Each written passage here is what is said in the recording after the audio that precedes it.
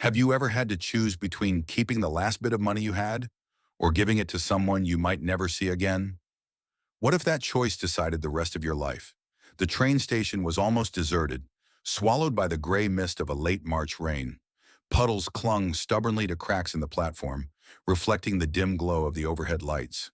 The air felt heavy, as if the sky itself was pressing down.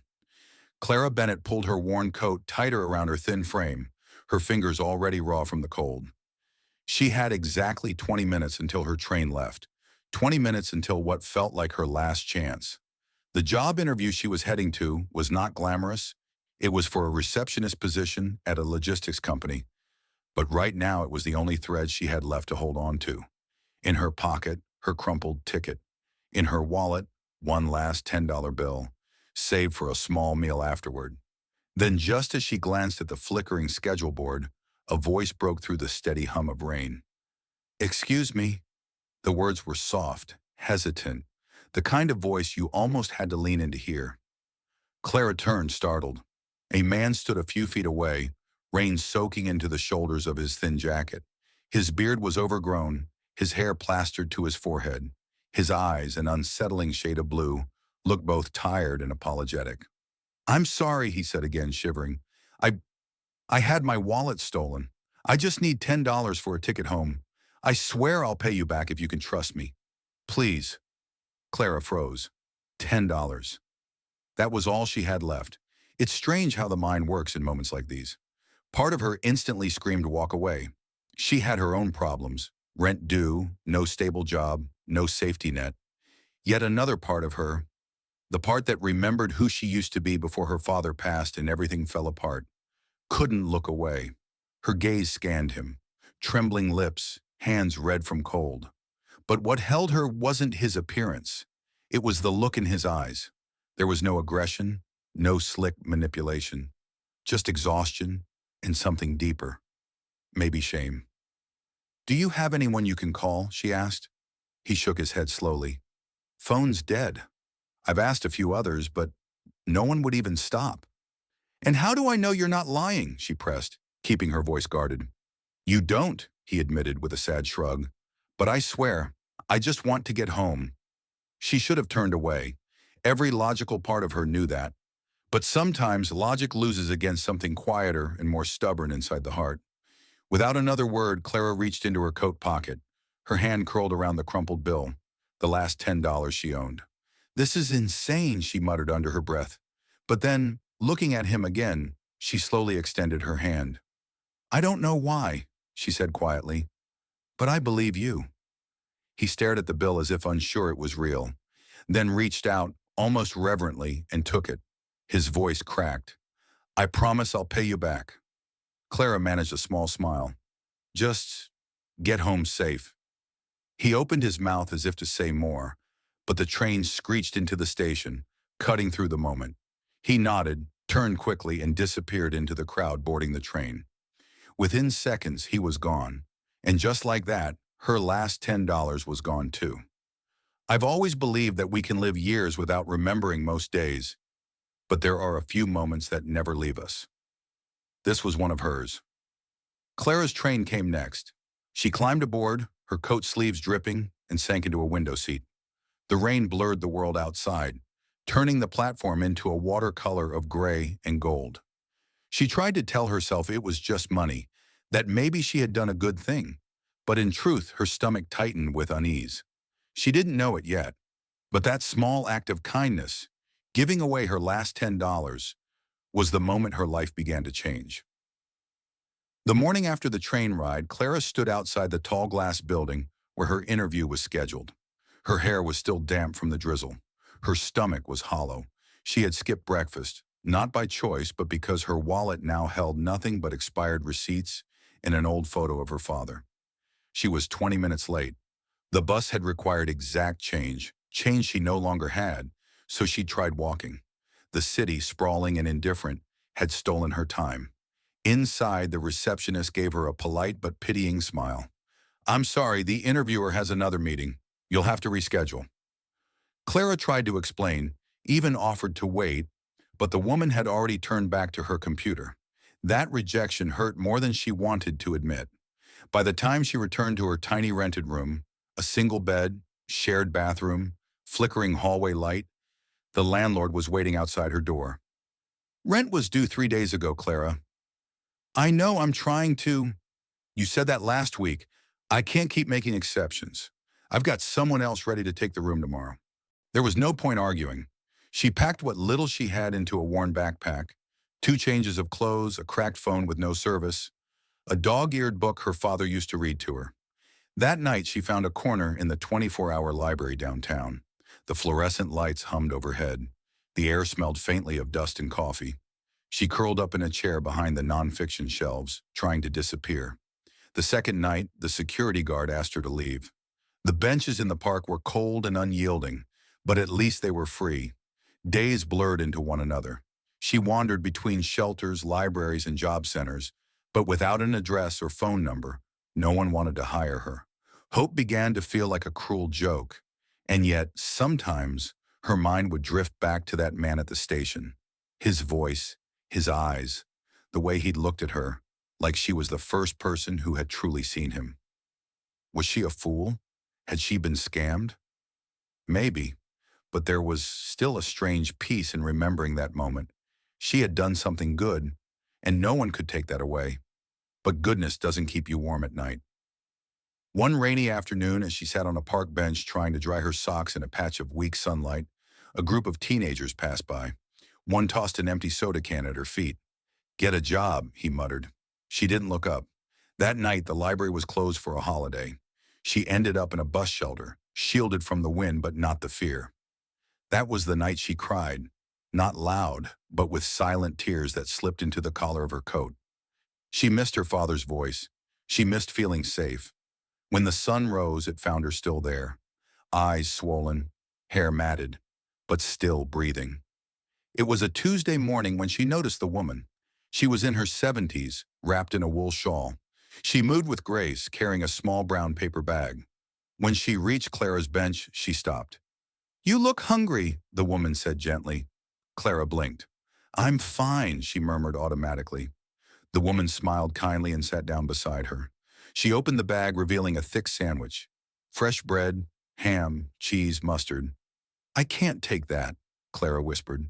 "Why not?" "Because I don't know." "Is your pride bigger than your hunger?" the woman asked softly. Clara hesitated, then took the sandwich. Her hands trembled as she unwrapped it. The first bite made her eyes sting. "Thank you," she said, barely audible. "There's a soup kitchen on Monroe Street," the woman said. "Tell them Ruth sent you." By the time Ruth walked away, something in Clara's chest felt lighter. She didn't know it yet. But this was the second turning point. The soup kitchen on Monroe Street didn't look like much from the outside. Just a faded brick building with a peeling sign that read, "Hope Table." But to Clara, standing there with the rain dripping from her hood, it felt like the doorway to something warmer than she'd known in weeks. She pushed the door open, and the smell hit her immediately. Vegetable soup, baked bread, and something that reminded her faintly of Sunday mornings in her father's kitchen. Inside, long wooden tables lined the room, mismatched chairs surrounding them. A few volunteers moved quickly between pots and trays, laughter mixing with the clinking of dishes. Clara hesitated, standing just inside the doorway, unsure if she belonged. That's when a woman with rolled-up sleeves and a clipboard spotted her. "You lost, hun?" the woman asked, voice brisk but not unkind. Ruth sent me," Clara said quickly. The woman's expression softened instantly. "Ruth has an eye for people who need a second chance. I'm Carol." Clara nodded, still clutching the strap of her backpack like it was armor. "You looking for a meal or for work?" Carol asked. Clara hesitated. "Work, if you've got any. I can do whatever you need." Carol tilted her head, then nodded toward the kitchen. "Grab an apron. Let's see what you've got." And just like that, Clara's hands were busy, chopping vegetables, wiping down tables, ladling soup into chipped bowls. At first, her body worked mechanically, but as the hours passed, she began to notice things. The man at the end of the table telling jokes between spoonfuls of stew. The elderly woman who slipped her bread roll into a child's hand when she thought no one was watching. The little girl who pressed a crayon, drawing into Clara's palm without saying a word. A bright yellow sun over a crooked house. By the time the last dish was dried, Clara's feet ached, but she felt something she hadn't felt in months. Useful. Seen. Carol handed her a small envelope. Just a little stipend. You've earned it. Inside was a $20 bill. It wasn't much, but it might as well have been gold.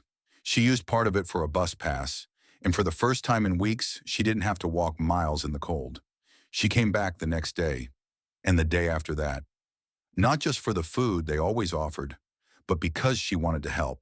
She peeled potatoes, folded napkins, learned the names of the regulars. And in the middle of all this, Clara realized something strange. She wasn't thinking about herself as much anymore. Her worries were still there. She was still homeless, still struggling. But here, surrounded by people who had also lost so much, she felt a different kind of strength. But I'll be honest with you, kindness can fill your heart, but it doesn't always fill your stomach or your future. Clara still didn't know how she'd get back on her feet completely. Then came the day that would change everything again. It was a quiet Thursday afternoon. The lunch rush had ended, and Clara was wiping down tables, humming softly to herself. That's when the bell above the door jingled. A man walked in. At first glance, he didn't belong in this part of town. Dark tailored coat, polished shoes, hair neatly combed. But what froze Clara in place wasn't his clothes. It was his eyes. Blue, calm, familiar. He scanned the room as if searching for someone, and then his gaze landed on her. He froze, just for a moment. Then a faint smile touched his lips. Clara set down the cloth slowly, her heart beginning to pound. "Do I know you?" she asked carefully.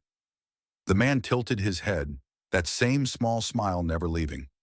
"You do, or at least, you once trusted me when no one else would." And just like that, her mind snapped back to the gray mist of the train station, the rain, the shivering stranger, the last $10 in her pocket.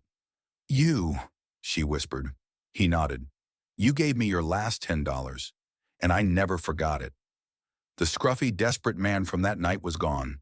In his place was someone confident, polished, like he belonged in a boardroom, not a soup kitchen. "I never got your name," she said softly. "Daniel," he replied. "Daniel Ward." She repeated the name silently, trying to anchor herself in the moment. "I came back the next day," he said, "but you were gone. I even checked with the ticket counter, but no one knew you." "I didn't think I'd ever see you again," Clara admitted. "Neither did I," Daniel said with a warm smile. "But I never forgot your face." Clara crossed her arms over her apron, still trying to process. "Why are you here?" "I was passing through and saw the sign outside," Daniel said casually. "Thought I'd stop in. Something told me I should." She didn't believe it was just a whim. No one dressed like that just wandered into a soup kitchen in this part of the city. Daniel glanced around the room. "You work here?" "I volunteer," Clara replied. "Helps me keep my head above water." He nodded thoughtfully. "You helped me when I had nothing. I'd like to return the favor." "That's not why I gave you the money," she said. "I know," he replied gently. "That's exactly why I want to." He stepped closer, reaching into his coat. From his wallet, he pulled out a crisp $10 bill. "I brought this to pay you back." Clara stared at it for a long moment before laughing softly. Not mockingly, just in disbelief. She took it, her fingers brushing his. "Thank you," she said quietly. But he wasn't done. "And I'd like to take you to dinner sometime, or coffee. There's something about you I haven't forgotten." Clara looked down at the bill in her hand, then back at him. Everything about the moment felt unreal, like a scene from a life that didn't belong to her. "You're really not who I thought you were," she murmured. "No," Daniel said with a knowing smile. "I'm not." They sat in a small corner cafe a few blocks from the soup kitchen, mismatched chairs and warm yellow lights casting a soft glow over everything. Clara still wore her apron beneath her coat, her hands curled around the mug of chamomile tea Daniel had ordered for her. It had been so long since she'd tasted something this comforting. Daniel stirred his coffee slowly, studying her face as though trying to memorize every detail. "You're probably wondering who I really am," he said finally. Clara gave a small, wry smile. "Well, yeah." He reached into his coat and pulled out a sleek black business card, sliding it across the table. She hesitated, then picked it up. Daniel Ward, CEO, Ward Innovations. Her eyes widened. Ward Innovations? You're that Daniel Ward? He nodded. I started the company 12 years ago. We build adaptive tech for schools and community programs. Clara blinked. She'd read about Ward Innovations back when she still had an apartment, back when she could browse the news on her phone. It was known for creating educational software that had transformed underfunded classrooms. But that day at the station, I was doing something risky, he said with a faint smile. I'd been working on a project for our nonprofit arm. I wanted to understand homelessness from the inside, not from behind a desk. So I went undercover. No wallet, no ID, just me and the clothes on my back. Clara's eyes narrowed. That still doesn't explain why you were stranded. Daniel chuckled. Let's just say I didn't plan on getting my pocket picked on the first day. You were the only person who stopped. Everyone else brushed past me like I didn't exist. But you gave me your last $10. She shifted uncomfortably. Honestly, I thought I was being naive. You weren't, Daniel said, his tone firm. You were human, and in that moment, you reminded me why I started my foundation in the first place. He leaned forward slightly. I've been looking for you, Clara. I want to offer you something, if you're willing. Clara blinked. What kind of something? A job, not at the tech company, at the Ward Foundation. We work with shelters, food banks, and grassroots leaders. We need people who understand what it means to fight for survival. People who have lived it, not just studied it. She shook her head. I don't have a degree. I don't even have a stable address right now. Daniel smiled. We've hired people with Ivy League diplomas and people who've lived on the streets. Heart matters more than a resume. Clara's throat tightened. She wasn't used to people seeing her as more than a statistic. What would I do? She asked quietly. You'd start in community outreach. We'd get you a safe place to live, help you get back on your feet. Then you'd work with our programs, maybe even lead one someday. For a long moment, she just stared at him, tea cooling between her hands. The nights on the park bench, the hunger, the cold, it all swirled together with the impossible warmth of this moment. Finally, she whispered, Okay. Daniel's smile deepened. Good. Let's change lives, starting with yours. The next weeks were a blur. The Ward Foundation moved Clara into a small but clean apartment. Her own bed, her own key, her own safe space. She began training immediately, shadowing experienced coordinators, learning grant writing, and visiting partner organizations. Slowly, her confidence, buried under months of hardship, began to resurface. Then one morning, Daniel slid a folder across her desk. Your first pilot project, he said. Inside was her own proposal, already formatted and ready to present. A mobile soup kitchen. A van that could travel to neighborhoods where help was hardest to reach, bringing hot meals and compassion to people who might be too ashamed or too scared to walk into a shelter. The board approved it. The foundation funded it. And the day Clara saw the finished van, painted a bright sky blue with the words, Open Hands Project, in soft white lettering across the side, she cried. On its first night, they parked in a small park where she had once slept on a bench. She served over 100 meals, but more than food, she offered names remembered, hugs given, conversations without judgment. The program grew. Volunteers signed up. Donations poured in. Word spread through the city. The Open Hands van wasn't just a place to eat. It was a place to be seen. And somewhere along the way, her bond with Daniel deepened. Not in grand gestures, but in quiet, steady ways. Late-night planning sessions, shared laughs over burnt coffee, the way he listened without ever making her feel small. One warm Saturday afternoon, as Clara wrapped up a community lunch, she saw a familiar figure sitting on a bench beneath a tree. Ruth, she called, hurrying over. The elderly woman's smile was as gentle as Clara remembered. I've thought about you every day since that sandwich, Clara said. You saved me. All I did was feed a hungry girl, Ruth replied softly. Then Ruth's eyes twinkled. I hoped you'd find your way to Daniel. Clara froze. You know him? I should, Ruth said with a small laugh. He's my son. It was like the ground tilted. Ruth had known exactly where she was sending Clara that day. Daniel had told his mother about the young woman who'd given him her last $10. And Ruth, seeing the same kindness he had set the next steps in motion. Months passed. The Open Hands project expanded to 2 more vans. Clara was now program director, her story featured in local news. She even spoke at a national conference on homelessness, standing in front of hundreds, telling them that hope can start with something as small as a $10 bill. Then came the anniversary of Open Hands. The team threw a celebration, balloons, live music, and a clothesline of photos showing moments from the past year. Clara arrived late, fresh from a meeting about new funding. She scanned the room and saw him. Daniel stood by the serving table, holding a bouquet of wildflowers. When he saw her, he smiled, and everything else in the room blurred. He walked toward her, pulling something from his jacket pocket. First, a crisp $10 bill. "I've carried this for a year," he said softly. "Not because I owed you money, but because I wanted to remember the moment that changed everything." Then he opened a small velvet box. Inside was a simple, elegant ring. "You gave me something no amount of money could buy. Faith when I had nothing to show for myself. Let me spend the rest of my life proving you were right."